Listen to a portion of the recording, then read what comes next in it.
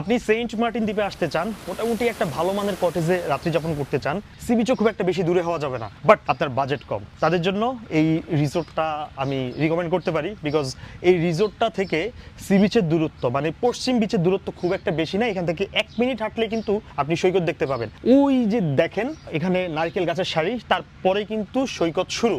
আর এই রিসোর্টটার নাম হচ্ছে ফ্রেন্ডস রিসোর্ট। আর আমরা এই রিসোর্টে যেই কটেজটাতে ছিলাম সেটার ভেতরটা যদি দেখাই, মোটামুটি স্ট্যান্ডার্ড লেভেলে, স্পেশালি যারা কাপলরা সেন্ট মার্টিন দ্বীপে আসবেন তাদের জন্য কিন্তু এই ধরনের কটেজ একটা বেটার অপশন হতে পারে যদি আপনি সেন্ট মার্টিন দ্বীপ কনসিডার করেন।